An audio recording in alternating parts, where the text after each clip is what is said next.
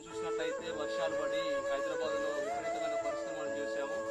అదే రకంగా ఎన్నో ప్రాంతాలకు భోజనం పెట్టేటువంటి రైతు పరిస్థితుల విషయం మనం గమనించినట్లయితే ఇక్కడ మా పొలం ఉందండి. అక్కడ చూపించి ఒకసారి ఆ పొలాన్ని మొత్తం చూసినట్లయితే ఇదంతా గత వర్షానికి నేల మట్టుకు కుంగిపోయి వడ్లు కూడా వరి చేను కూడా మొత్తం నష్టానికి గురైనట్టుగా మనం చూస్తా ఉన్నాం. ఇది చాలా బాధాకరమైనటువంటి పరిస్థితి. కొద్దిపాటి రైతుల విషయంలో ఆలోచన చేస్తే మాత్రము కేవలం 1-2 ఎకరాలు మాత్రం నష్టం వాటిలో మనం చూస్తా ఉన్నాము. అదే పూర్తిగా వారి యొక్క జీవితాన్ని ఆధారం చేసుకుని 10-20 ఎకరాలు పెట్టిన రైతులు కూడా ఎంతో బాధాకరమైన పరిస్థితులను వెళ్ళిపోవడం మనం చూస్తూ ఉన్నాము. కనుక ఇటువంటి పరిస్థితులను ఆలోచన చేసి చిన్న సన్నకారు రైతులకు ప్రభుత్వం ఎటువంటి ఆధారమైనా చూపించాలని ఒక సాధారణ రైతుగా మేము కోరుకుంటా ఉన్నాము. అందరికీ థ్యాంక్స్ అండి. ఈ వీడియోని షేర్